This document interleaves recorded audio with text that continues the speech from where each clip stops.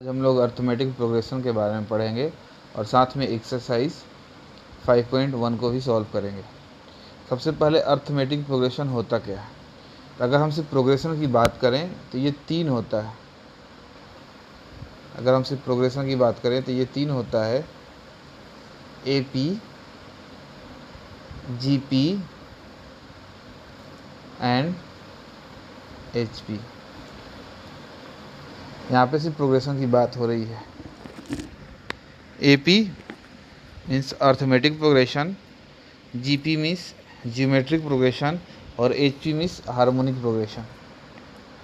अब थोड़ा सा अगर हम इसमें डिटेल में अगर जानना चाहें तो AP का मतलब होता है जैसे 1 है, 1 के बाद 2 आया, 2 के बाद 3 आया, 3 के बाद 4, इस तरह से कंटिन्यूसली कुछ ऐड करते जाते हैं, सेम अमाउंट को ऐड करते जाते हैं और अमाउंट मेरा बढ़ते जाता है। अब अगर ज्योमेट्रिक प्रोग्रेशन की बात करें तो जैसे 1 था, 1 से क्या हुआ 2 हुआ, अब 2 से हो जाएगा 4, फिर 4 से हो जाएगा 8, 8 से 16, 16, 16 से 32। ये ज्योमेट्रिक प्रोग्रेशन है। मतलब पहला वाले का दूसरा वाला डबल हो जाता है। मतलब कुछ भी पैटर्न हो सकता है, डबल हो सकता है, ट्रिपल हो सकता है, 4 टाइम हो सकता है। एक पैटर्न को फॉलो किया जाता है।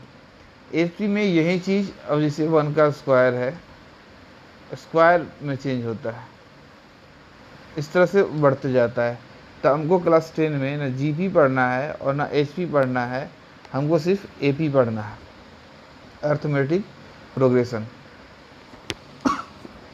अब अर्थमेटिक प्रोग्रेशन की बात करें आगे डिटेल में तो एक स्टैंडर्ड इसका फॉर्मूला कह सकते हैं या स्टैंडर्ड फॉर्म होता है। हमको an निकालना हो अगर कोई भी nth टर्म, तो फॉर्मूला होता है a1 या a प्लस n-1 d। इस फॉर्मूला को यूज़ करके हम लोग AP के प्रॉब्लम्स को सॉल्व करते हैं अगर हमको कोई भी टर्म निकालना हो। यहाँ पे an क्या है, an है nth टर्म,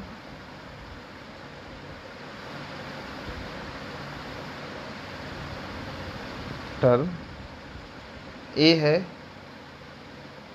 मेरा first term,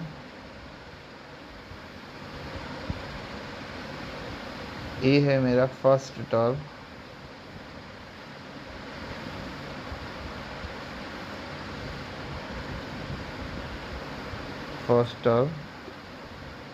n number of term,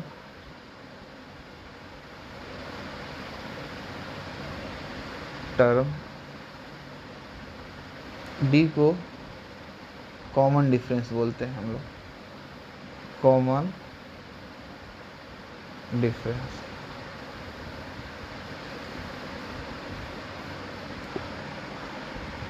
अब हमको ये तो an निकालने का फॉर्मूला हुआ। अब अगर a निकालना हो, अब हमको a अगर निकालना हो तो a इक्वल टू होता है an माइनस n-1 d। ये a निकालने का फॉर्मूला हुआ। ये कहीं से आता नहीं, बस सेम फॉर्मूला को सॉल्व करते हैं। अब अगर हमको d निकालना हो तो हम करेंगे an d equal to an minus a upon n-1। तो इस तरह से मेरा d निकल जाएगा। फिर हम आगे अगर सॉल्व करें n के लिए तो आता है an माइनस a अपॉन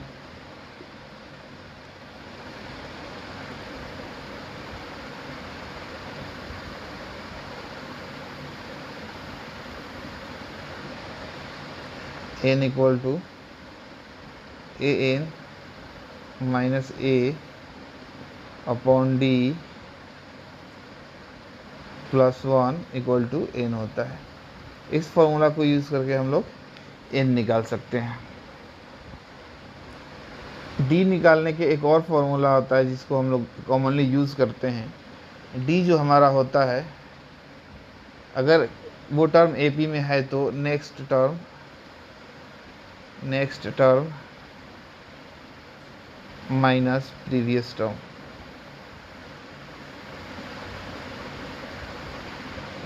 इसको यूज़ करके हम लोग डी निकाल सकते हैं। इसका मतलब हुआ D equal to A2 minus A1। इससे भी हम लोग डी को निकाल सकते हैं। अगर चेक करना है,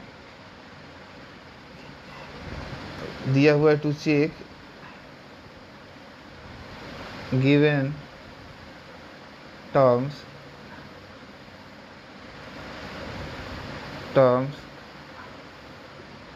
आर इन AP। तो हमको बस जब भी इस तरह से क्वेश्चन आए चेक करना है क्या A2 माइनस A1 इक्वल है A3 माइनस A2 इक्वल है A4 माइनस A3, इस तरह से। If yes then in AP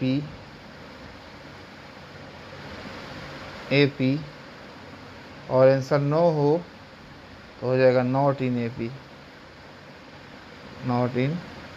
इस तरह से हम लोग किसी टर्म को वो AP में है कि नहीं उसको चेक करते हैं, कुछ क्वेश्चंस करते हैं, उसके बाद फिर पता चलेगा, ज़्यादा क्लियर होगा क्वेश्चन से। क्वेश्चन दिया है in which of the following situation does the list of number of involve make an arithmetic progression and why. कह रहा है कि जो एक्सप्रेशन दिए हैं, कुछ सिचुएशंस दिए हैं, उसको चेक करके बताइए कि क्या वो AP में है।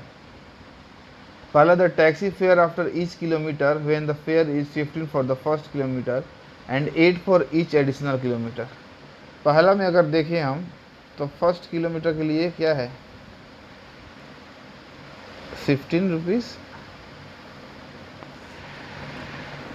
सेकेंड के लिए होगा 15 प्लस 8 दैट इज 23, थर्ड के लिए होगा 15 plus 2 into 8 that is 31।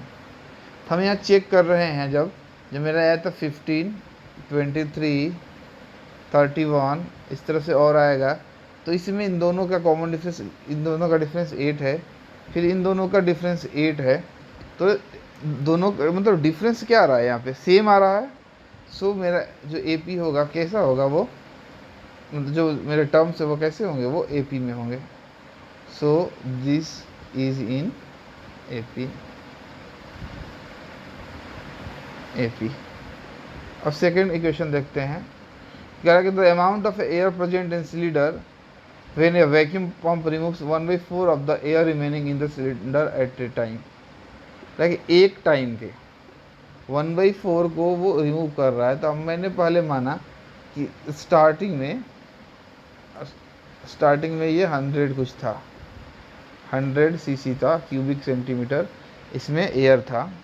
First time में इसमें से कितना हो गया, इस फर्स्ट टाइम में 100 का 1/4 खाली हो गया, तो मतलब 25 cc इसमें से इम्पटी हो गया, तो रिमेनिंग बचा 100 माइनस 20 दैट इज 75। अब सेकेंड टाइम में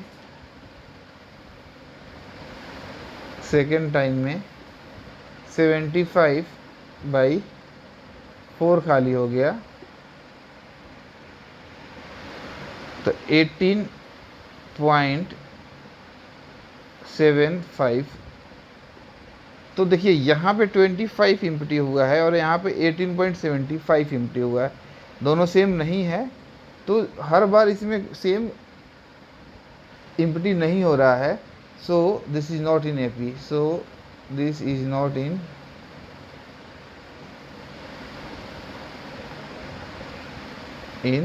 AP।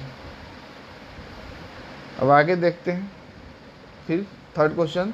The cost of digging a well after every metre of digging when it cost ₹150 for the first metre and rise by 50 metre for each subsequent metre. तो तीसरा में अगर देखें तो first metre के लिए कितना दिया है 150,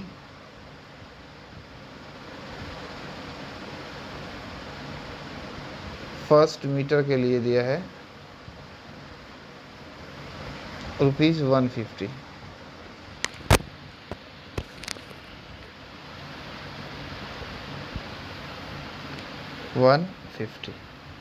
उसके बाद कह रहा है सेकंड के लिए अगर हम देखें तो कह रहा है इसमें +50 कर दीजिए, दैट इज़ 200।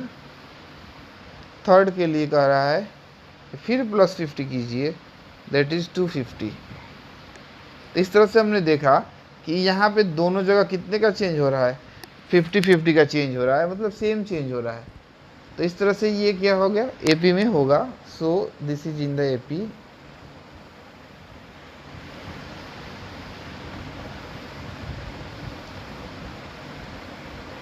एपी। फिर नेक्स्ट क्वेश्चन देखते हैं, क्वेश्चन नंबर 4।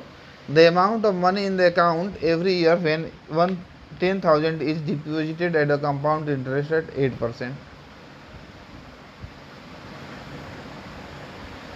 4 में देखें तो टोटल प्रिंसिपल अमाउंट था 10,000, रेट था 8%। तो फर्स्ट ईयर में मेरा ए हो जाएगा 10,000 प्लस 10,000 इंटू 8/100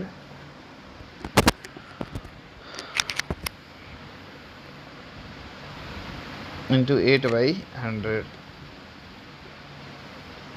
तो आ गया 10,800 ए। सेकेंड ईयर में देखें अगर हम सेकेंड ईयर, तो यहाँ पे मेरा जो ये क्या है, मेरा इंटरेस्ट है। इंटरेस्ट कितना आया है यहाँ पे, 800 आया है, ₹800 इंटरेस्ट आया है। सेकेंड ईयर में अगर हम इसी को देखें तो यहाँ पे इंटरेस्ट आएगा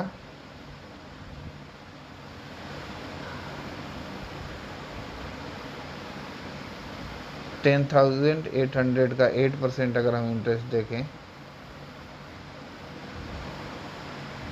ये आ जा रहा है 864 रुपीज़।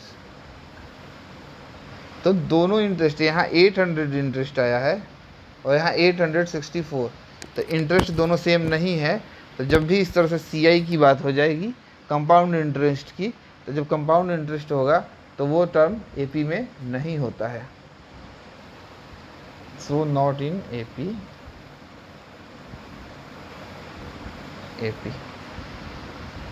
नेक्स्ट क्वेश्चन देखते हैं अब। क्वेश्चन नंबर 2 दिया है, write first 4 terms of the AP when the first term a and the common difference d are given as following. First 4 term निकालना है, मतलब A2 A3 A4। ए तो दिया ही है, तो अगर ए मेरा दिया है कितना 10, हमको A2 निकालना हो तो A प्लस डी होगा, और डी कितना दिया है 10 दिया हुआ है, तो 10 प्लस 10 इक्वल टू 20। अब हमको A3 निकालना है तो होगा A प्लस 2D। A 10 था, D कितना है 2 into 10, that is 10 plus 20, that is 30।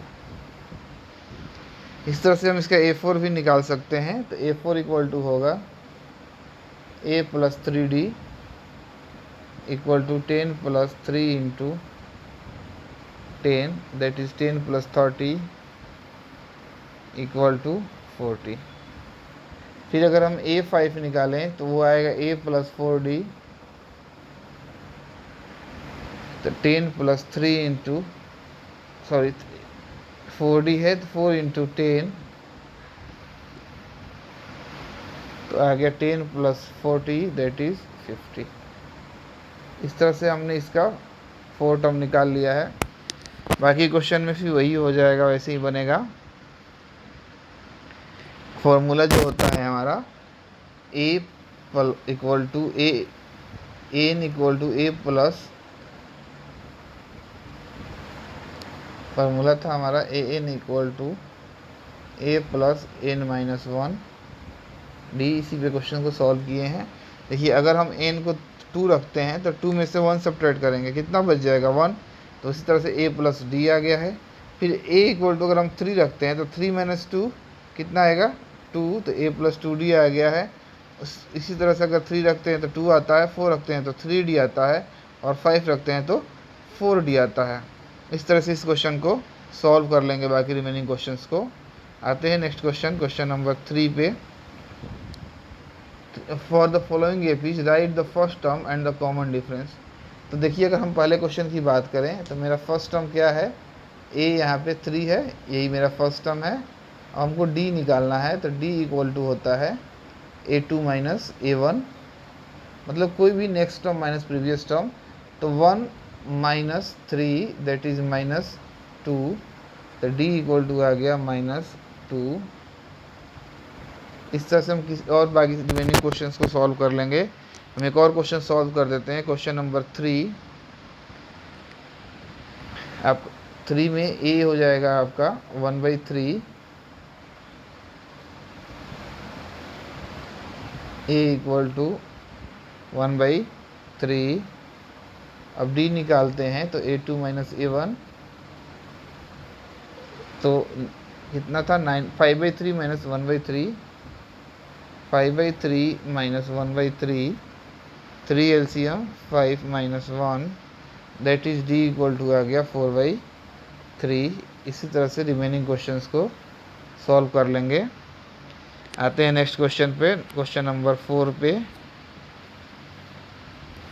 Question number 4 में कहा है which of the following APs, मतलब इसमें से कौन एपी है, if they are form an AP find the common difference and the write 3 more terms.